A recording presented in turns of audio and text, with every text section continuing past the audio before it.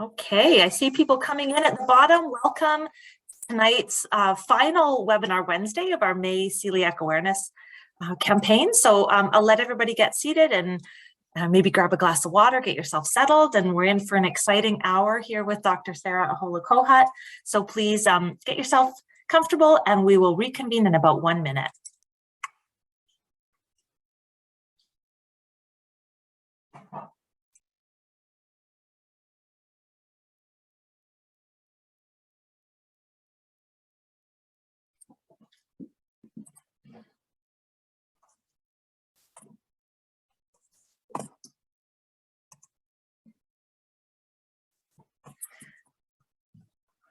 All right, as we're kind of waiting, if everybody wants to maybe pop into the chat and let us know where you are this evening or where you are this afternoon. If you're on the West Coast, I'm out here in North Vancouver, so it's only about 4 o'clock for us.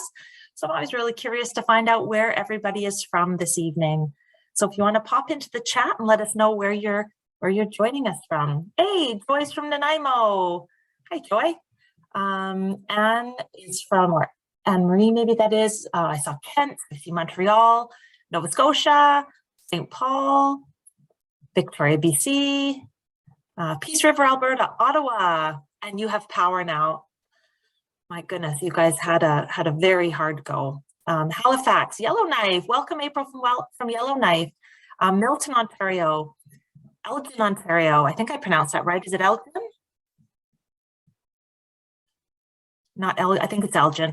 Saskatoon, Quebec City, New Brunswick, Ottawa, Cochrane, Alberta, Toronto, Wallaceburg, Toronto, Ottawa, Adele from Calgary. Welcome, everybody. So excited to have people from across the country, literally from coast to coast we have here tonight. So, and even somebody up from Yellowknife. So good representation of the country tonight. Really happy to see that. So thank you so much for coming. I'm going to share my screen.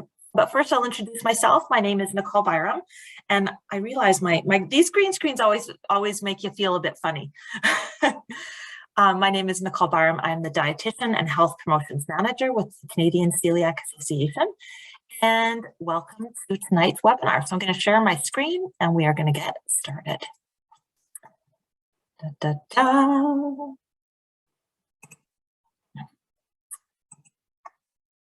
Okay, so tonight's webinar, hopefully you're on the right one. Tonight we are talking about mental health and celiac disease. Very important topic. So this is our 4th webinar Wednesday of our May campaign. So tonight's webinar is sponsored by Shar. Shar, as you know, is coming out with some delicious new gluten-free products. One of them is the Twin Bar, which my daughter actually just tried the other night and was so excited about. And Shar tonight has donated a $50 prize giveaway. So we'll draw the lucky member of the winner for that at the end of the webinar. So good luck to everybody for that. Exciting to have $50 worth of Star products. So the CCA, our vision and our value is to have every Canadian with celiac disease diagnosed and empowered. Of course, if you have questions, you can always contact our client support desk. So myself, Katie McCauley, or one of our amazing volunteers are available Monday to Thursday, 9 a.m. to 4:30 p.m. Eastern Time to answer any questions that you might have regarding celiac disease or any gluten-related disorders. You can also email info@celiac.ca. It is also Celiac Awareness Month, as I mentioned, and so we are requesting, if you have an ability to donate, please do donate. We are a charity. We are a small charity with a small team of people with a lot of big, lofty goals and really big ideas and exciting plans for how we can advocate for our community. So we do ask that with the support of our community, we can do donations, and donations are currently being matched until the end of the month. So please do consider a donation. Thank you so much. Upcoming events. Our events are almost done. When I first started these at the beginning of May, this was filled with events to come. So our final event is going to be May 28th, which is a cook along with me for Southwest veggie tortilla wraps. So looking forward to that. This you can come. It's capped at 50 people, and I know we have about 35, I think, registered already. So on this event, you can chat with me. The rep from Promise is going to be there as well, so you can ask him questions or give suggestions for new product ideas. But this is going to be a really fun, informal conversation. Cameras are going to be on so we can chat with one another, and it's going to be lots of fun. You don't have to cook if you don't want to, but of course, if you want to cook along with me, you are more than welcome. Okay, the housekeeping of how tonight works. Everybody is already on mute. If you have a question for our presenter, please type that into the Q&A box. If you have just comments that you want to share, like you were with where you are in the country tonight, put that in the chat box. That's going to be more of an informal conversation. But if you want to officially ask Dr. Sara a question, we'll put that in the Q&A box, and that's what we'll go through at the end of her presentation. This session is being recorded, and a copy of this webinar presentation will be emailed to you in the next few days. So keep your eyes open in your inbox for that email. So without further ado, our presenter tonight is Dr. Sara Ahola Kohut, who is a clinical and health psychologist in the Department of Gastroenterology at the Hospital for Sick Children. Dr. Sara is also an associate scientist at Sick Kids Research Institute and an assistant professor at the University of Toronto. Her program research develops therapies and programs to support the quality of life in children with chronic health conditions and their families. So I am thrilled to have Dr. Sara here this evening. I'm going to stop sharing my screen and I will pass it off to you, Sara. So thank you so much for being here. Welcome. Awesome. Thank you, Nicole. Let me get this up and running. And thank you everyone for taking time out of your Wednesday to be with us all. So I do want to talk a little bit for the next kind of hour about mental health and celiac disease. And I thought about it and I reflected, and I'm not going to throw stats at you or numbers. I think really my intentions and my goals today are to try to be practical and think about what are things that everyone can leave with today to take care of their mental health. But before we begin, I really want to invite a moment to just stop. I think just with our days, our to-do lists, our emails, our grocery lists, the labels, the reading, all of it, we can get so caught up. So I want to invite everyone for a moment just to kind of settle and to get into a comfortable position, because as I said, we are going to be together for about an hour, and I want to invite everyone to support that comfort, whether that's checking in with the temperature. Do you need a blanket, a pillow? Is your chair comfortable? Do you need to kind of wiggle your body? I find that gaining physical stability can really help settle the mind as well, especially with everything going on in the world right now, not only in Europe or to our neighbors down to the south, but also kind of in our own backyards in Canada. I also recognize that we have this wonderful representation kind of coast to coast with us today, and do want to offer the land acknowledgement from Sick Kids.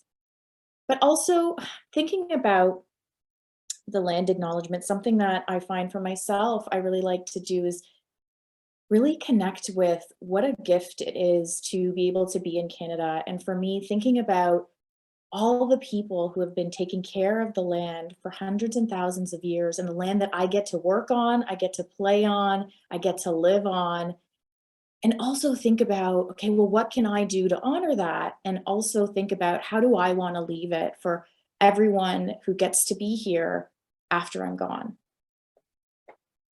So in service of that, I will read the land acknowledgement that's for Sick Kids, but also really encourage everyone to kind of take some time to consider the gift that is the land that they are on in this moment. So I would like to begin by acknowledging the land on which Sick Kids operates. For thousands of years, it has been the traditional land of the Huron-Wendat and Batoon First Nations, the Seneca, and most recently, the Mississaugas of the Credit River. Today, Toronto is home to Indigenous peoples from across Turtle Island. And Sick Kids is committed to working towards new relationships that include First Nations, Inuit, and Métis people, and is grateful for the opportunity to share this land and caring for children and their families.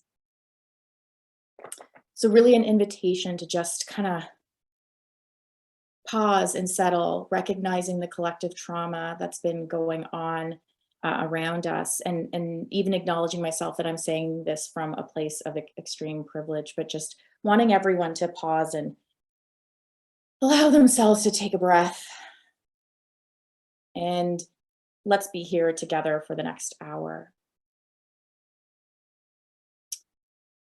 So I have had the great fortune of being able to speak about celiac in the last year, and really lucky that Nicole has invited me back. And I used this slide before, but I think it's worth repeating.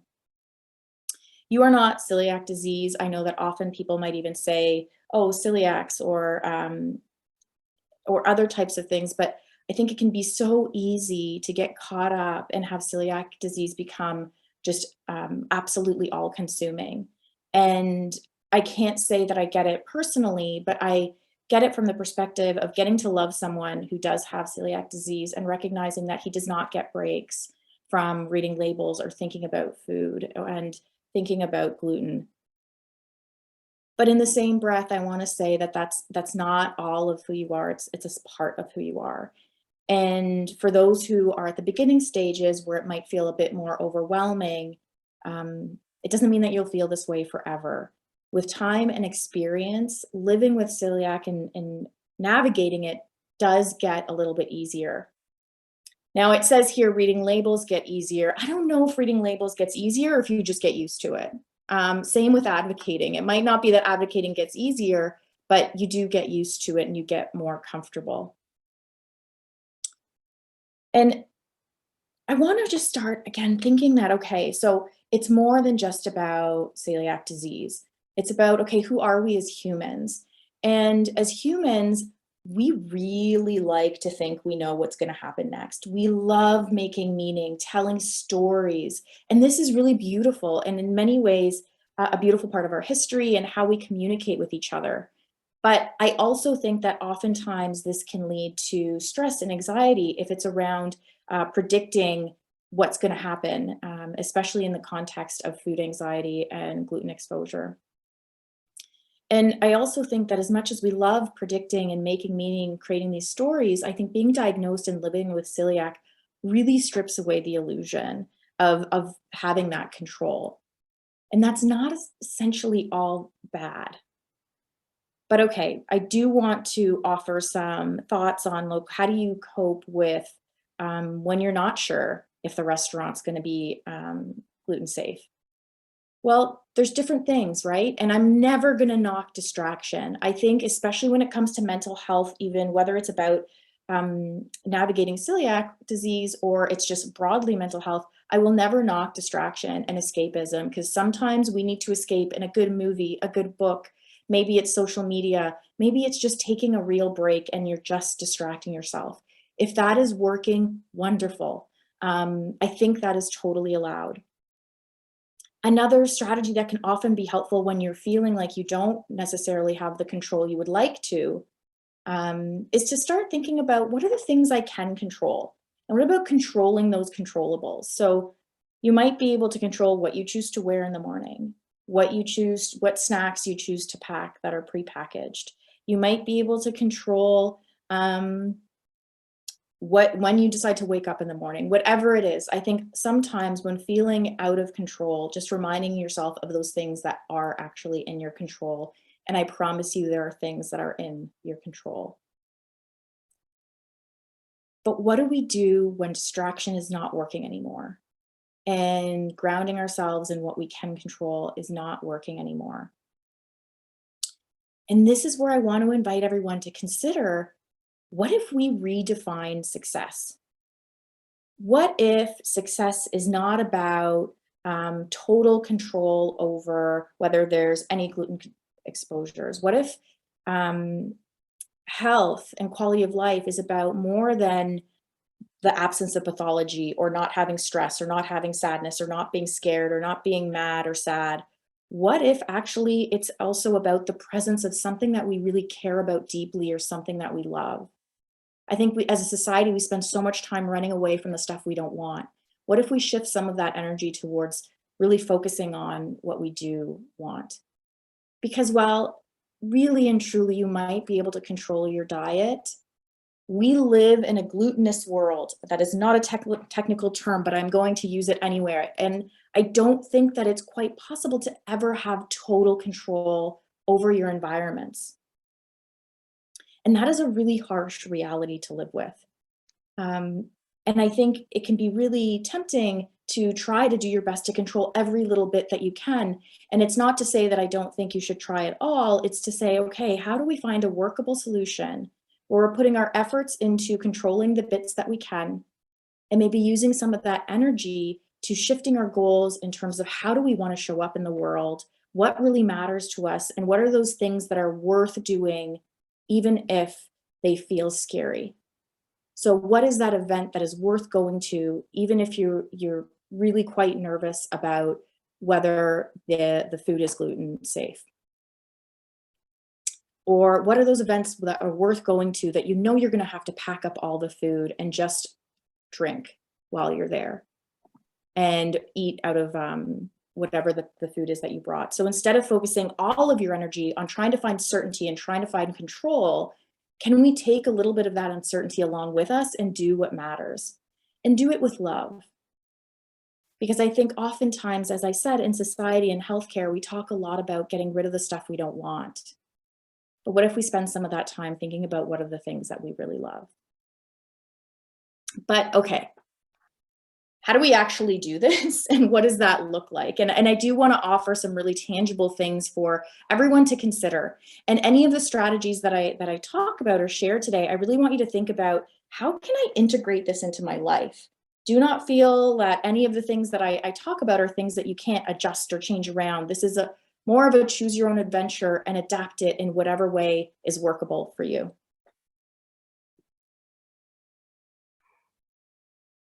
So if we go off of the idea that we can't actually have total control of our environments, maybe we can ask ourselves, okay, what would you be doing if you weren't worried about gluten exposure or cross-contamination or cross-contact? What would you be doing? And are there ways that you could maybe start making baby steps to act on that? Or maybe it's about thinking of, how do you want to show up? Like, what kind of a human do you want to be? What qualities do you want to exude? And can we try on some of those qualities, whether we're feeling anxious about the food or not? And taking some of that food anxiety with us, because I mean, let's be honest, I don't think there is a world necessarily where you can walk around and not be anxious at all about cross-contact or cross-contamination. So how do you navigate, and how can we work through showing up? So maybe you're someone who showing up in a way with a lot of curiosity matters. So can we try on some curiosity, and what would a curious version of yourself do in this moment, whether you were anxious or not? Or what if being really kind and compassionate was really important to you? Well, what would a kind and compassionate move be? There's no right or wrong here. It's just about playing around with it and thinking, like, what are those things that I would be doing? And are there kind of baby steps that I can take to do that? This might sound so simple as I say it like this, but it's not to mean that this is easy. I think it's more about figuring out what's worth it, what's worth doing, and taking some of those fears with you.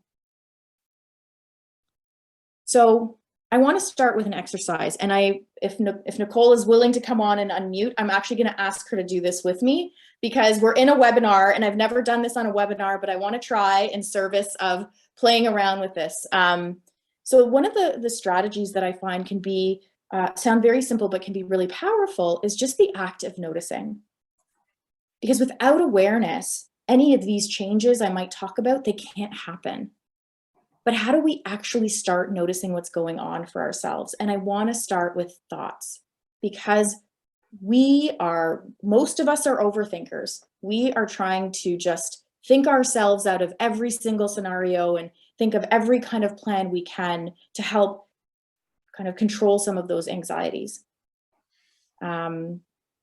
I won't ask for a show of hands of how many overthinkers we might have in the room, but I can say that many folks and really think quite a lot about this. And I just think at the end of the day, you can't outrun your thoughts. So what else are we to do? So I want to try this exercise. And for this, I'm actually going to invite everyone, for those who are willing, to try to do this at home right now with me. So Nicole is going to be our proxy audience member. And the invitation is this: I am going to say a sentence, and that sentence is going to be, what if it is not gluten-free? And I'm going to say this sentence in 4 different ways. And with each way, I'm going to say it first. I'm going to get Nicole to repeat after me.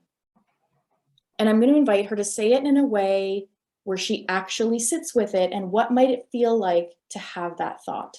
So to say it slow enough that you actually really feel it. Okay? So I'm going to say it, and then Nicole's going to repeat after me. For those who are willing, I welcome you to do it in your homes in whatever way feels available to you. So Nicole, are you ready? I'm all set. Amazing, thank you. And also thank you for your willingness. So first way.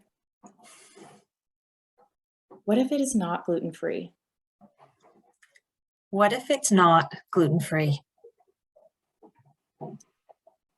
Second way. I'm having a thought. What if it's not gluten-free? I'm having a thought. What if it's not gluten-free? Third way. I'm noticing that I'm having a thought. What if it's not gluten-free? I'm noticing that I'm having a thought. What if it's not gluten-free?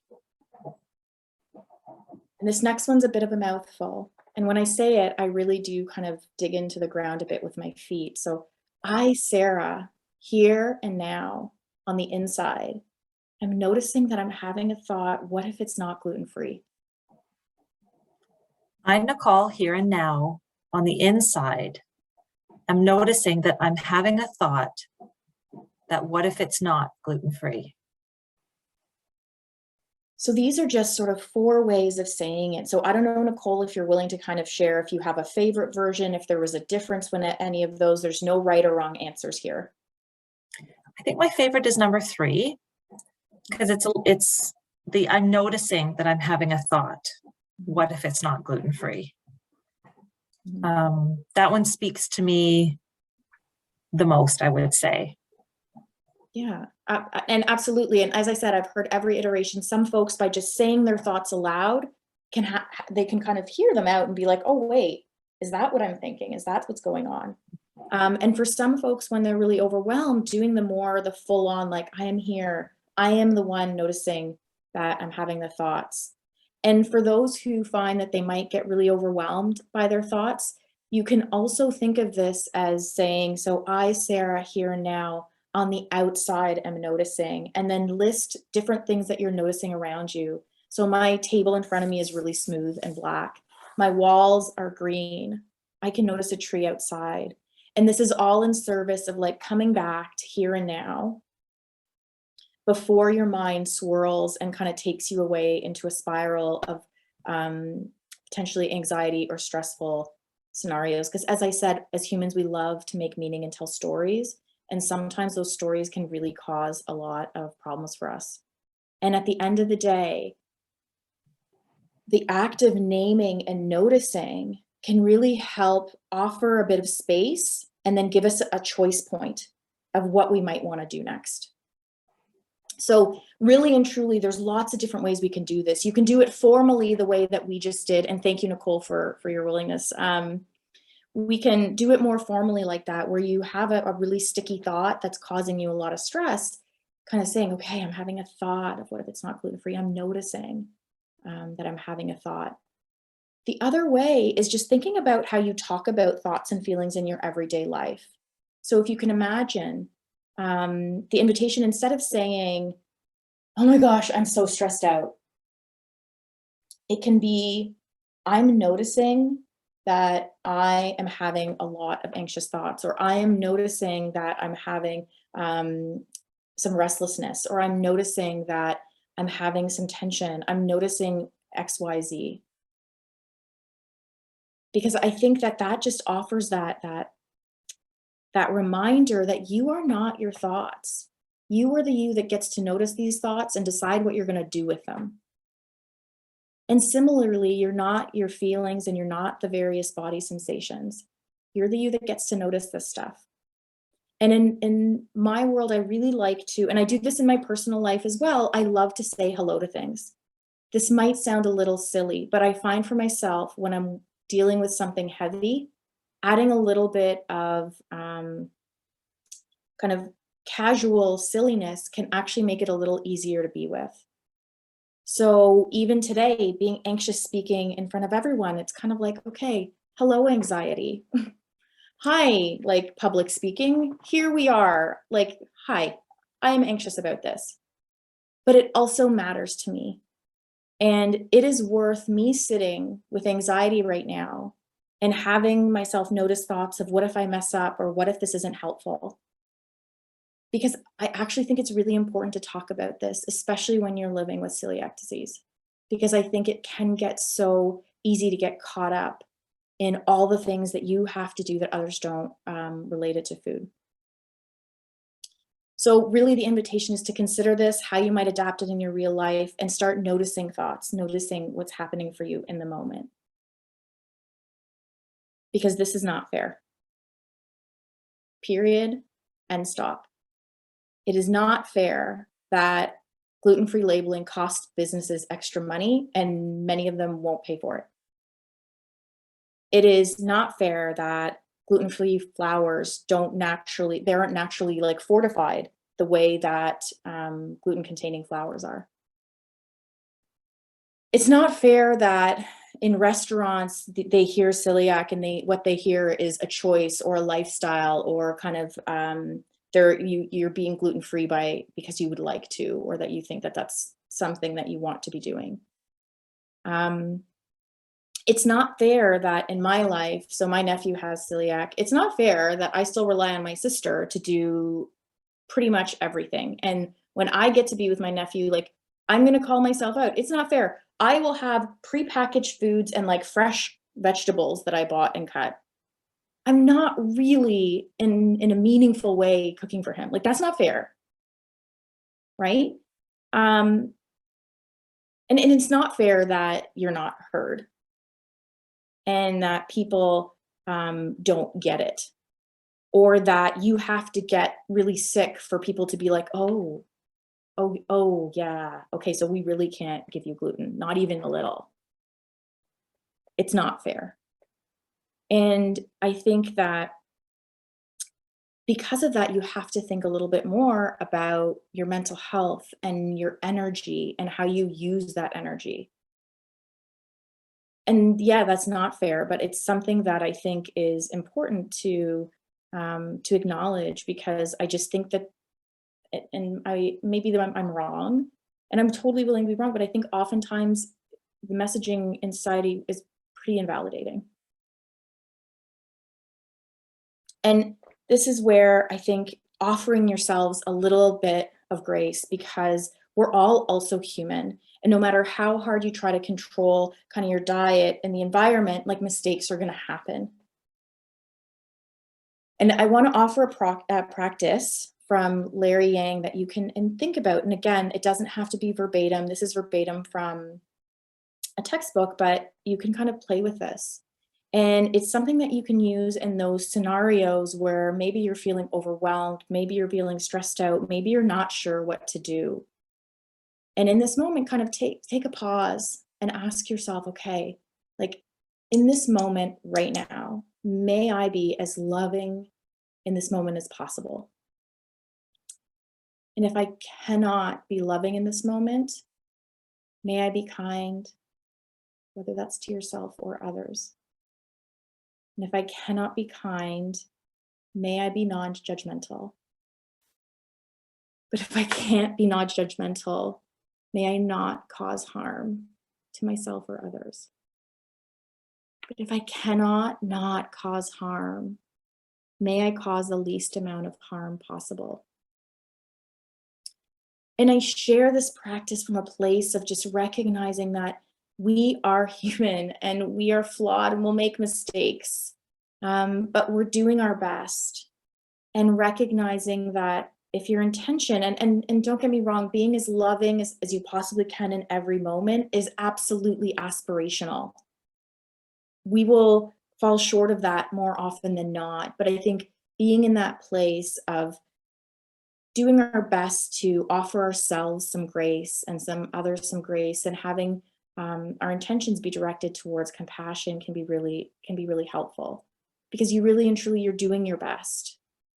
But I need to also acknowledge that even your best, you're human and other people are human, and you can't control everything. So mistakes can happen, and gluten exposures can happen.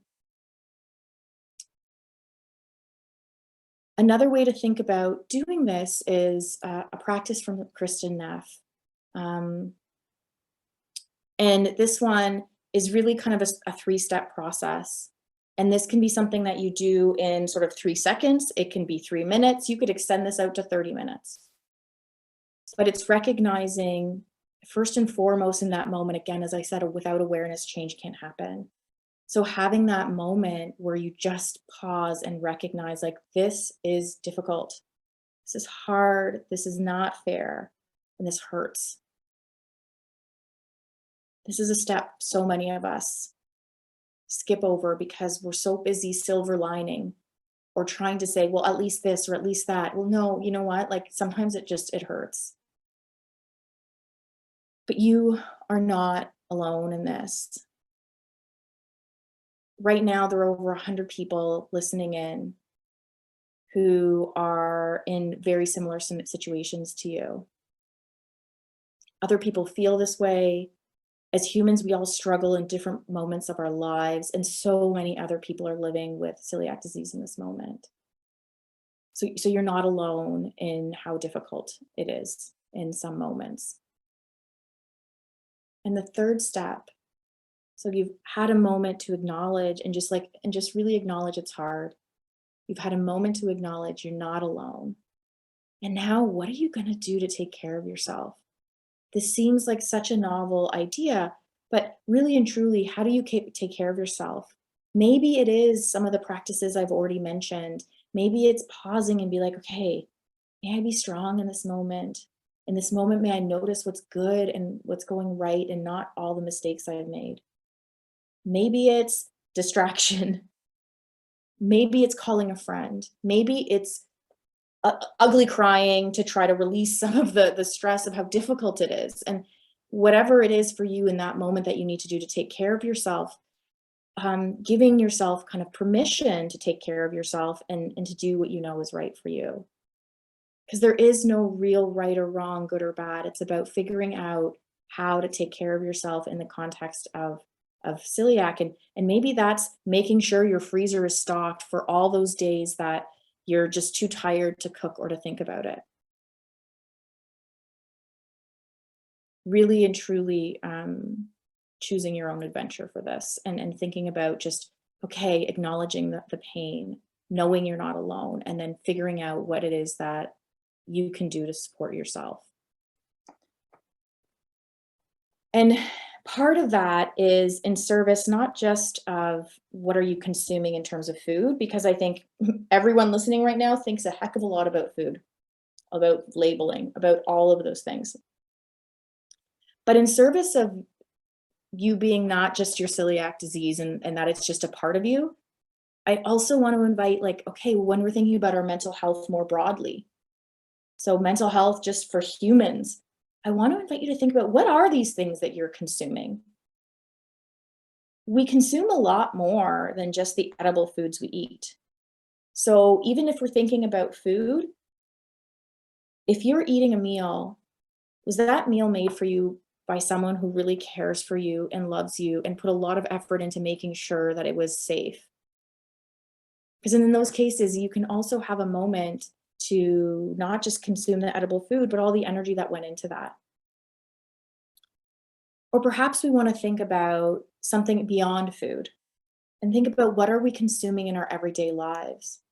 Even just looking around yourself, like around the computer or wherever you are. Are you surrounded by beauty? Are you surrounded by stress? What are you surrounded by? And really checking in with that. And what this is in service of is about checking in with intentions.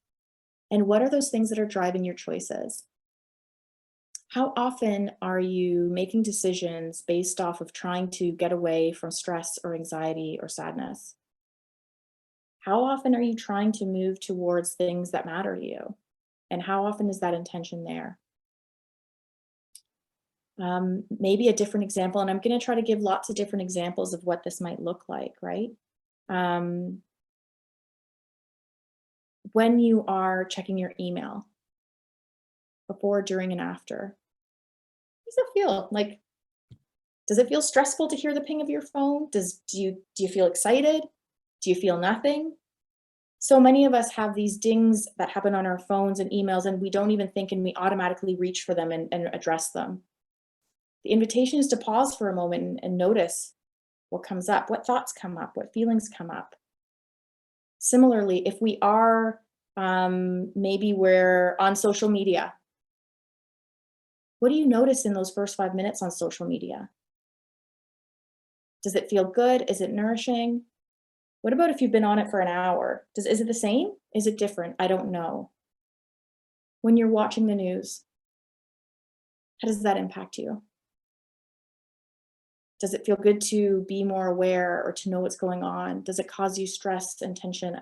Again, I don't know the answer. I think the answer is very different for every single human in different context. My invitation is more to check in with yourself and notice how the things that are going on in your life are impacting you.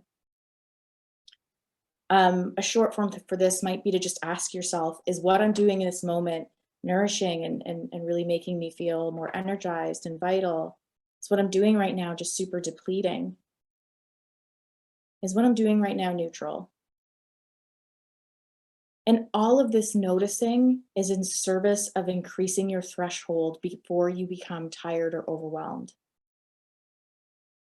Because having this awareness and knowing how your everyday life impacts you really can have a big impact, like a downstream impact on your energy and your fatigue down the road.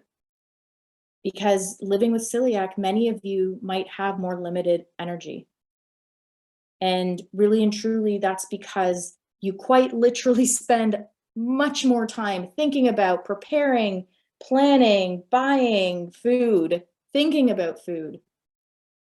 And it's something that we do hopefully numerous times a day. So just by virtue of living with celiac disease, you just literally have to expend more energy than folks around you who do not have celiac. So actually, energy and fatigue is a very real thing you need to consider. So even though it might seem like out of left field, or like, why on earth is Sara talking about noticing how like watching the news impacts me? Well, really and truly, it's about recognizing how much of these little things you do in daily life are helping support energy versus perhaps depleting it. Because my wish for everyone listening is that they get to use their energy towards things that matter to them. Knowing that you are going to have to spend quite a bit of it thinking about food and food anxiety. And really and truly recognizing that like spontaneity isn't an option for you the way it is for me as someone who doesn't live with celiac disease. If I feel like ordering food, I can just order food. I don't have to plan spontaneity or plan breaks. So in many ways, I'm very fortunate, and I get to sometimes take a break or not think about my energy levels or my fatigue in the same way. So just really managing energy and choosing to use your energy in ways that are most aligned with what matters to you and who you want to be, and what are the things that are going to be worth using your energy towards. So this, I also want to just share kind of a very broad strokes kind of offer to take care of yourselves. Take care of yourselves physically, take care of yourselves socially, and take care of yourselves like emotionally and mentally.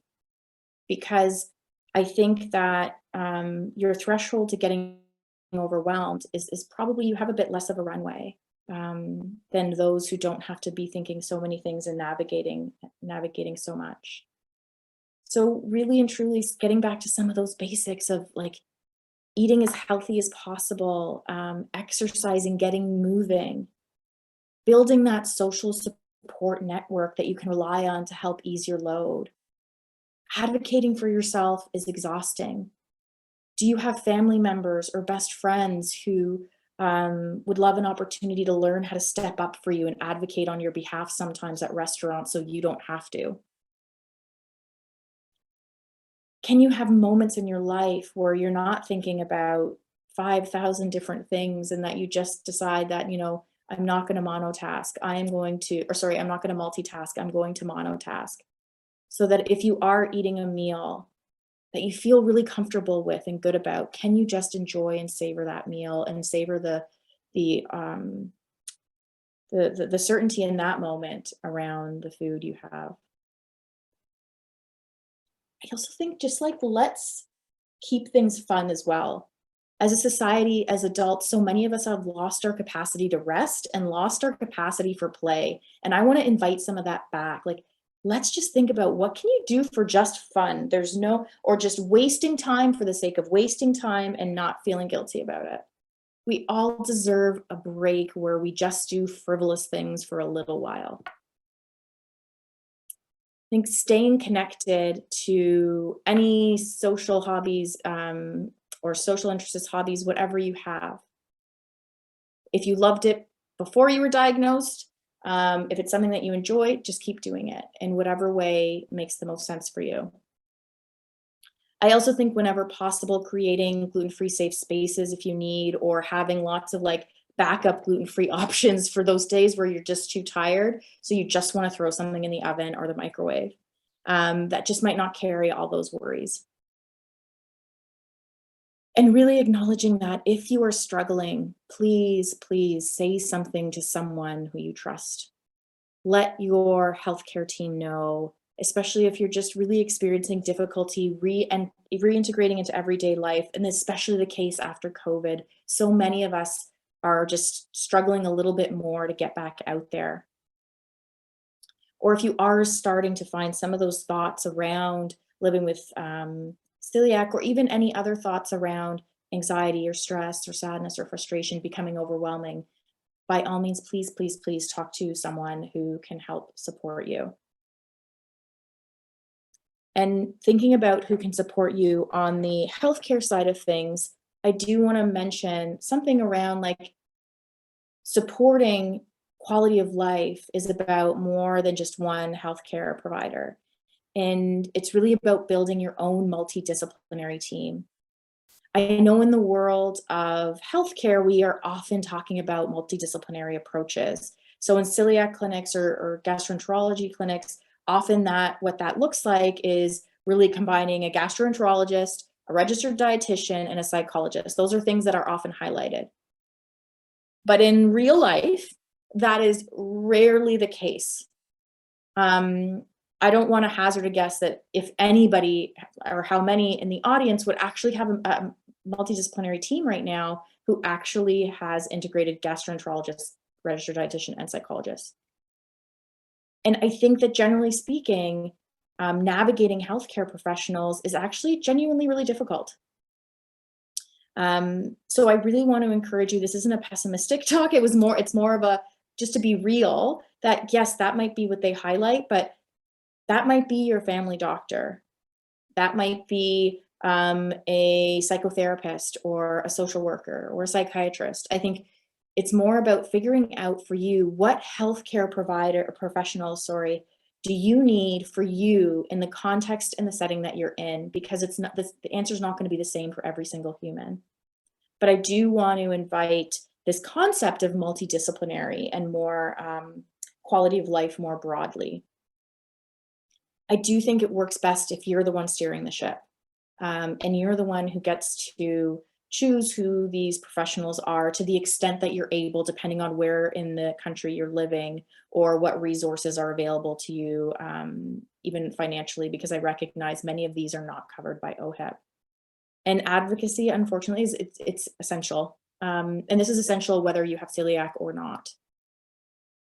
The other piece I want to highlight really and truly is that do not underestimate the importance of fit. So having a good fit with the other human in front of you who is the healthcare provider is so vital. So the professionals may not even have specific experience in celiac, but if you have a good fit and you have a good working relationship, I think a lot of great work can be done, because the key is about getting that support. And it's really good to have someone who's arm's length, who has that professional lens, who can help support you, not only in navigating celiac specific, perhaps anxieties or mental health issues, but also your mental health more broadly. So I think it's really about, how do you need to build out your healthcare team, and exploring that again through what makes most sense for you. So I will end there. I'm sorry, I think I might have gone a little bit over, but I do welcome any questions, and just a genuine, real thank you to everyone for kind of sitting with us, being together with us, and taking the time to listen. Thank you. Thank you. Thank you so much, Dr. Sara. One of the things that really stood out for me was when you said permission to take care of yourself. I think often we hear that, but it doesn't actually sink in. We hear take care of yourself, but it's like, well, how can I? But you really do need to take that permission. I was actually curious, for those, just for people to write in the chat, what do you do for yourself that's just for you, that you enjoy? So for me, I'll share what I do. I every night I read, and my kids know when mom's in bed, I usually go to bed around 10. So it's not like I'm taking time away from them, but I read a book, and it's a frivolous book. I don't go for the really heavy reads. My heart just can't take too much right now. So I'm going for the lighter kind of, either a murder mystery, which isn't light, but it's, it's not going to cause me to, it's, a mystery or some sort of romance novel. So like a fictional read. And the other thing I do is I listen to Disney podcasts. Disney history is my thing. I've got Disney podcasts. I absolutely love it. So I've got a shelf full of Disney books as well. So those are the two things that I do just for myself that I love. So I would love to hear. I would love to hear others as well. The other thing to consider that might be kind of adjacent to this idea of not just totally for frivolousness, but for some reason what came up to me. So, okay, I don't entirely love laundry, but I love laundry being done. So despite the fact that in and of itself, it's not inherently pleasant or frivolous, getting something done, it is like the best check mark on my list when laundry is done. And I think that can also be, it could be something totally frivolous and just for fun, or it can be something that just like makes you feel good to accomplish. Yeah, absolutely. A clean I do floor. not feel that way about dishes though. I don't feel that way about dishes. Those are, Yeah. no thank you. No thank you. So what are some people saying? True crime podcasts, sewing, needlework, gaming, reading, spending time with my son and my cats. Yeah, walking the dog in the woods. I live in North Van. We've got trails everywhere. My middle daughter and we have the best conversations when we walk the dog. You're not looking at each other. There's no pressure. So yoga, somebody's saying. So lots of Hallmark Christmas movies, Laura. I'm all about it. Some Candace Cameron Bure in one of those movies. The Aurora Tea Garden mysteries on the Hallmark are good too. So as was I found in November when we did our conference, people are so busy listening to you and soaking in every detail like a sponge that the questions didn't roll in until the end. So I do let everybody know. I will let everybody know if you have a question, please put it in the Q&A.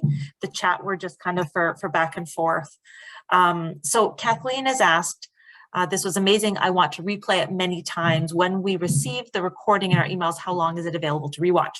So Kathleen, this will be available. It'll be evergreen on our YouTube channel.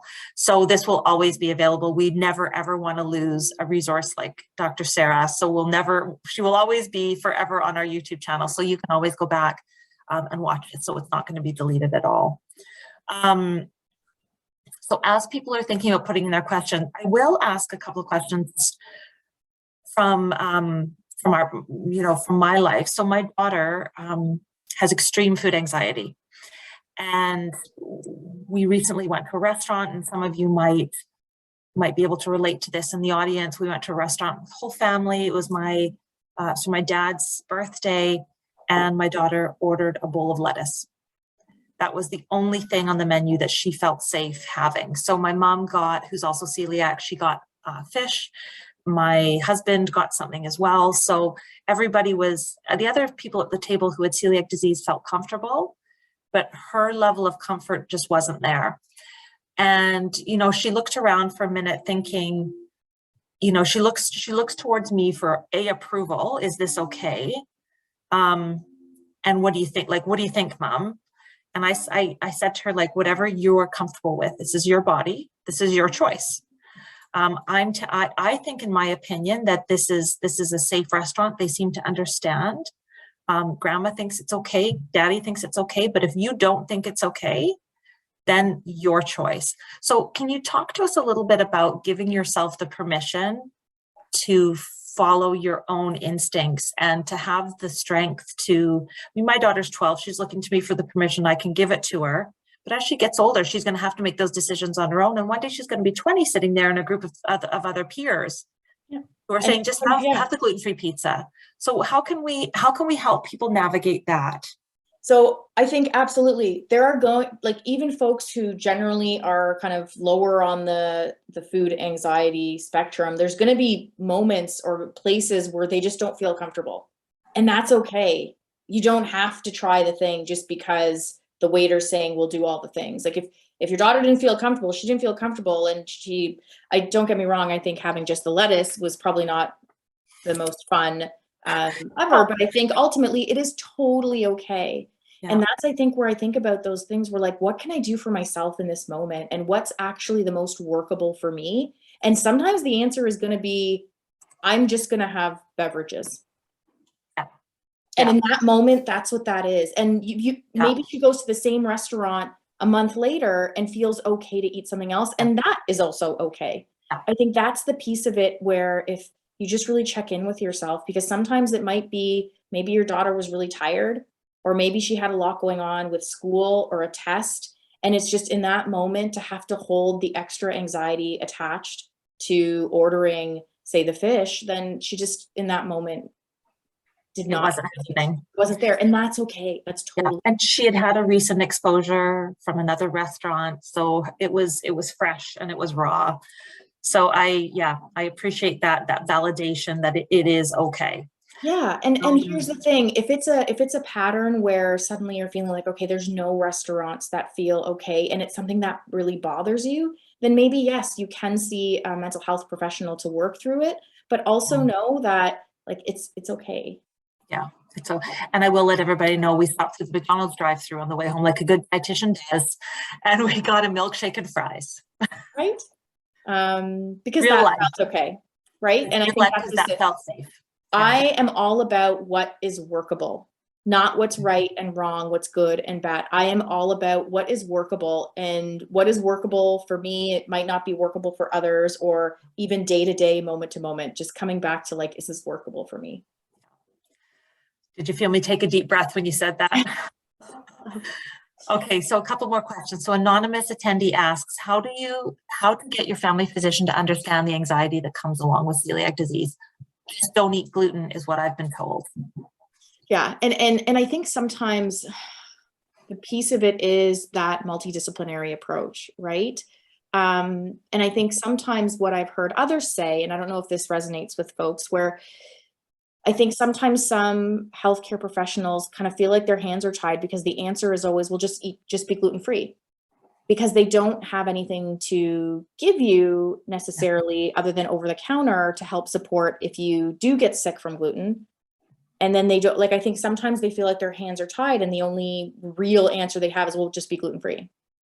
Yeah. So when there isn't sort of a treatment they can offer or things to help other than, like, comfort and soothing. Yeah. Which is just a really difficult space to be in. And that's where I think some of that multidisciplinary approach can really be supportive and helpful.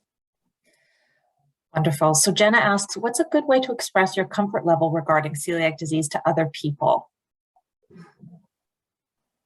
oh, this is like, I'm trying to think of what could be like a sentence to do, like, because I think different context for people, how do you say it? And I actually am a big fan of coming up with really like short and sweet kind of things that you're always comfortable saying, and almost saying it over and over and over again to the point where it just like rolls out of your mouth without thinking. Because I think in those scenarios, they tend to be emotionally charged, and then it's harder to find words. Absolutely. So thinking like that, and people are just naturally curious and will ask well-intentioned questions, but then you're stuck like answering questions. You're like, I don't know how to stop this. We're now like, we're doing this, and you might not want to. So thinking about, okay, what are you comfortable saying? And almost literally practicing. So whether there's a version that you do for restaurants and a version that you do for family members. Yeah. I think a question came in like, what happens if you eat gluten? Okay, so, yeah. Do you want to tell them? Maybe, maybe not. Well, and I was going to say that's what my daughter, my 12-year-old, empowered self-advocate will just say, I'll vomit, so I'm not going to eat it. Yeah. And she takes the blunt approach. And she's also not embarrassed. And whether that's just her age, and she might change if she gets older. But at this point in time, she says, I'll vomit. It's no go. So yeah, she has, that's her line. Right. And that's just it. If she has a line and you say it, I think sometimes so you can kind of fake it till you make it if you're not someone who tends to be direct, but you have the same, like after a while saying that same line over and over and over again, other than it getting really frustrating, it does get easier to say. Yeah. Anonymous attendee says, I'm curious if there's a relationship between celiac disease and eating disorders or disordered eating. I have been struggling with anorexia prior to my diagnosis, and ever since being diagnosed, eating feels even more impossible. So in short, yes, I think just and I'm going to speak more broadly, even thinking about not just celiac, but also like inflammatory bowel disease and even IBS. I think it's just sort of natural that oftentimes you do have to change how you eat, and your relationship to food does change. And for those who may have more of a propensity or risk factors for disordered eating and like down the road eating disorders, it does make it a little bit more complicated. And I think oftentimes celiac or other gastrointestinal disorders can almost like hide eating disorders. So I think it does get a little bit more complicated. But to my knowledge, there isn't necessarily any research that would link from a pathophysiological perspective, like those two together. Okay, thank you for that. That's an important question. Someone's asked, any advice to manage family who really want to cook for us, but we're not comfortable on their level of being careful? This could come out of, I think, all of our mouths, truly. Yeah. And I think that it's so hard because they just really want to care for you, and they want to try. And there are either like, there's no sort of right or wrong. It depends on, honestly, like I can think to myself, like if you really wanted to, you could have them cook with you, or you cook with them for them to like really actually understand. Does that actually guarantee that they will know? I think having those frank discussions, and just kind of saying, you know what, like we're just really more comfortable bringing food. We get it. We love you. We love that you want to do this for us, but like, please allow us to do this. And those are like the two, I'm trying to think of the two spectrums here. And I think about those as the two spectrums. And I think both of those things are absolutely okay. Yeah. Yeah. How do you deal with others who don't think this is a big deal? So I've been called high maintenance at restaurants by people who don't understand. Yes. And they think like they think it's a choice, and it's just like, yeah. Very, very difficult to feel minimized. Yeah. When it's your health on the line. Yeah. It's very you're the one who's going to be sick. Like you're the one who's going to be sick. You're the one who's going to be unwell. Like so what do we do? It's a big question. I'm sorry.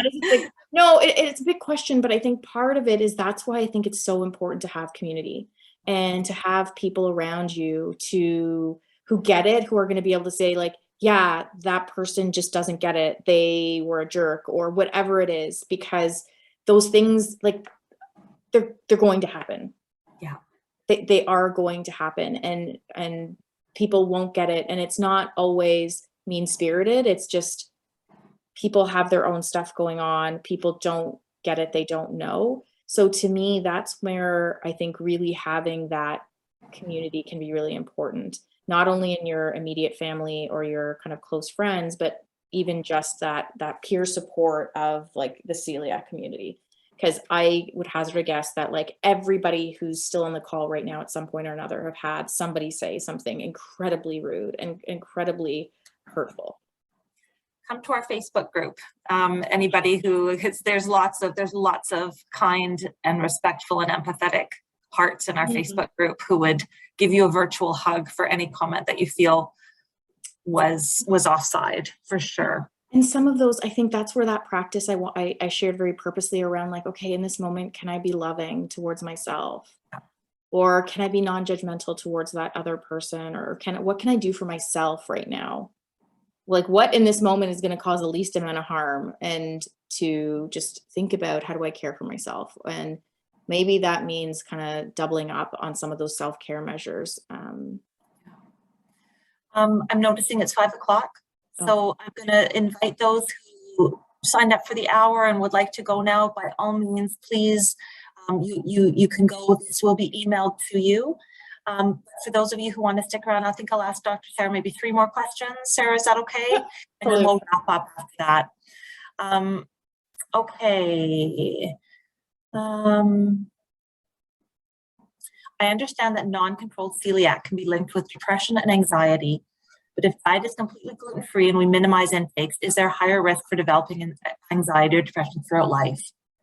Great question. Yeah, that is a great question. So generally speaking, I find that just by virtue of like, and then I'm not saying this from a physiologic or a biological standpoint. I'm saying if everything else is stable, going well, I do think just generally speaking, you carry a heavier load with all the things that you have on your plate.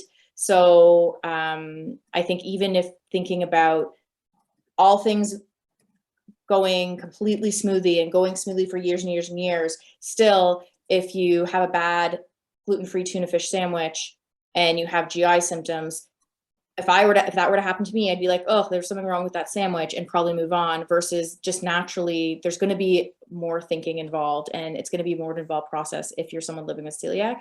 So I think naturally that there is a bit of a higher risk for kind of having more anxiety and stress and depression. I think that's also true, generally speaking, with, if I want to speak broadly, the research will show that living with a chronic disease does put you at higher risk for mental health issues, whether that's full-blown mental health disorders or just elevated anxiety, depression, and mood. And I also, from this, I don't have research to back what I'm going to say, but from my experience, I also find that fatigue and just generally energy is something that is a bigger concern in the celiac community than the population at large. And we also know, just on that note, our community is really low, often has low iron levels, which can also lead to that fatigue and weakness. And I am right now in the middle of a real advocacy effort towards getting our food to be equally fortified to that of gluten-containing flours. So if you want to look more into that, check out some of my posts on Facebook. Chris Rose has a bit of a story to share, just about along the lines of depression, anxiety. He said, I've suffered since I was a kid, but nobody really diagnosed me with celiac in the 60s and 70s. My first diagnosis was in 91. I adhered to a gluten-free regime for 18 months with 0 improvements. I went back to the gastroenterologist who diagnosed me with celiac disease, only to have him say, then it must not be celiac and it's probably just their IBS. He then told me to go home and order a pizza. I went back to eating anything until my second diagnosis in 2015. This time I was told there was no mistake because my numbers were through the roof. Where I feel frustrated is that I've spent most of my life being misunderstood or ignored. I look at just how different my life could have been with a proper diagnosis 40 or 50 years ago. I've lived with depression and anxiety most of my life. yes, I'm just like, yes, like this is the part that I find so challenging, because the other piece of it, and again, I'm saying this just from sort of experiencing and getting to work with kind of dietitians and also people living with celiac, is that even if you're on a gluten-free diet, like recovery and all that can take quite a long time, right? And some of those like folks who get sick, it can take a long time, and having to navigate all this, like it's just hard. Yeah.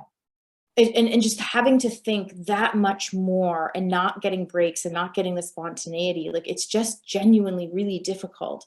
So it's no wonder that people do have more anxiety and stress and depression.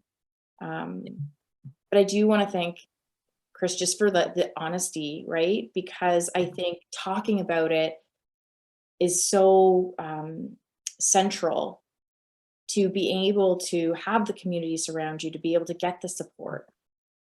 Yeah. That vulnerability can lead to healing. Absolutely. And as I said, like I've seen a lot of the literature where it says, yes, you should have a gastroenterologist, a psychologist, and a registered dietitian. And I'm like, that is not the reality. Like that's just not what it is in Canada. Yeah. Okay. I hate to, okay, so I was gonna say, I hate to pick one more, but anonymous attendee says, I don't know if this is an appropriate question or not, but how do you get a child with celiac to like and trust food again? Okay, so that is, let's rediscover kind of savoring and the joy of foods, and maybe eating. This is a line from Sarah Marlowe, who wrote a book called No Ordinary Apple, and a practice that I will often share with young people, especially when their relationship to food is a little bit odd, like finding something they enjoy and eating it like no, if it's a brownie, a gluten-free brownie, eating it like no ordinary gluten-free brownie. So that's literally like pausing, smelling it. Okay, thinking about like what, like did somebody you love buy that for you because they knew you loved it? And can you notice some of those non-food elements in it? Can you think about what is it like? You can even get silly with this if depending on the age of the child. Like, does it have a like? Can you hear it? Does like if you smush it around with your fingers, like what does that brownie feel like? When you put it in your mouth, just taking one bite and enjoying that bite and eating it and kind of rediscovering your joy of food and the fact that, oh my gosh, when you're smelling this, like I'm already salivating. How awesome are our bodies, that our bodies know how to take food and turn it into energy. So sometimes it's about connecting children to that, despite the fact that our bodies in some ways have betrayed us, reconnecting to how awesome our bodies are and what it does for us, connecting back to some of those things that we really love about it, or potentially connecting to some of those kind of say non-food elements. Like I will, for my own personal life in the morning, when I'm thinking about my coffee and enjoying my coffee, like I am drinking sunshine. Like that's what that is to me. And I think sometimes it's about getting creative with food in those ways, and introducing mindful eating approaches can be supportive. And I won't go into too much detail, but there's also where you can like food chain, where it's like if they like certain types of foods, you get things that are sort of similar, and then you get them to start. That is a very, very simplistic and fast way of doing it, but for those who are interested, they can work with their healthcare teams around that. Okay. I know I said 3, but do you mind if there's only 3 questions left. So I do ask that we don't get any more questions because I have such a hard time not answering questions. So Sarah, if you have this one, I just think this one is so important. Since being diagnosed with celiac disease, I found myself avoiding hanging out with groups of people. How do I get over this? Because she's nervous, she's scared. So what I want to say, it's not about getting over being scared. It's about saying hello to scared and doing it anyway, because you find someone in that group that's worth being scared to be with. Yeah. And that's where, like, full disclosure, like, and this is not the same, but for the sake of giving an example, I was actually being quite honest. Public speaking, I don't actually particularly enjoy because it makes me quite anxious. But I really do feel strongly about being able to share kind of some of these approaches around, like, I just don't buy that anxiety is ever gonna totally go away. And I don't want to necessarily ask people to just sort of be like, you know what, like, don't be anxious. I'd be like, if I were you, I would be anxious too. Like, so I think that's part of it, is kind of saying like, okay, like what's worth it, right? And attending doesn't mean you have to stay for the whole time. You can go for 30 minutes. You can have a friend go with you who can sort of cover for you if you need to. But it's really connecting with, what is that thing that's worth it on the other end? Is it because you want to show up as someone who's extroverted, or is it you want to show up because it's someone's birthday who you really love, so you want to be caring, and really connecting with like, okay, can I offer myself some grace, knowing that, you know what, this anxiety is coming with me. So hello, social anxiety, like, let's do this. Yeah. See you there. I'm gonna go anyway. I love that. So true for so many of us. I'm dealing with grief of having celiac disease. I finally gained weight before my family member's death, but I lost it again. How do I put myself in the frame of mind to remember to eat more often and not using so much in thinking about what to eat?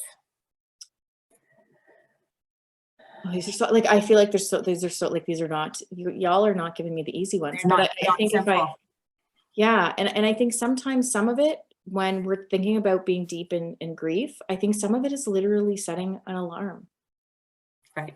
Right? And setting an alarm in your phone to remind you to eat. And some That of it is reminder. about um, kind of thinking about, again, how do you best care for yourself? Yeah. And as a dietitian, I would also recommend to, layer those calories in. So when you are eating, if you can stomach more calorically dense foods, really trying to get those calories layered in there. So if you're having a salad, slice some avocado in there. If you're having, a sandwich, peanut butter and butter, like really get those calories in there. If weight loss is an issue, there's things that we can do to really help you to really pack those calories in. So, because I know appetite and anxiety, if you're anxious, sometimes that's it. The gut is a no-go and you really don't want to eat. So I do understand that. There's methods that we can do. And things that people don't really talk about so much. I probably could have put this in my talk, or maybe I will. But just to share that, like, something that people don't talk a lot about is there's a really important neurotransmitter called serotonin, and it's really important in things like anxiety and stress and mood. And a lot of medications that are targeting stress, anxiety, or mood really target serotonin. Now, here's the thing. People are not talking about the fact that only maybe 5% of serotonin receptors are in the brain and 95 are in the gut. So that is why when we're stressed out, we lose our appetite. That is why those medications that are targeting anxiety make us lose our appetite. That is why we have so many GI symptoms that are associated with stress and anxiety. It's because that connection, the brain gut connection, is just so integrated that you cannot separate it. I learned something new. Yeah. That is fantastic. Okay, last question. Looking back and second guessing life choices from before you were diagnosed seems common. A common thought pattern for me. Any tips on how to make peace? So I actually really like just saying hello to things. I'm not kidding you, or noticing. So that practice where we were noticing thoughts, swap that out for noticing the pattern, or so noticing the, like, whatever it's going to be called. So whether it's like revisiting mistakes, it's like, oh, hello, past mistakes. I see you. I see what we're doing here. And sort of, and saying hello to and acknowledging it, but in a way that is not, you don't need to add to that story. That chapter is you could say hello to the chapter, notice it, but you don't need to keep adding to make it any longer. Because recognizing that that's what our brains are doing, your mind and brain are genuinely trying to help you, because your brain thinks, again, our brains are wired to survive. Your brain thinks, okay, if I revisit this over and over and over again, they'll never make that mistake again. But it doesn't clue in that it's like, message received. We got it. We don't need to keep replaying this. Yeah. So that's where I think having that moment where you acknowledge it and be like, got it. Okay. Yeah. Hello. Past mistake. Got you. Learn the lesson. Okay. How do I now in this moment, what is it that I want to do, or how do I want to show up? Because you can have that thought and still choose to do something differently in that moment.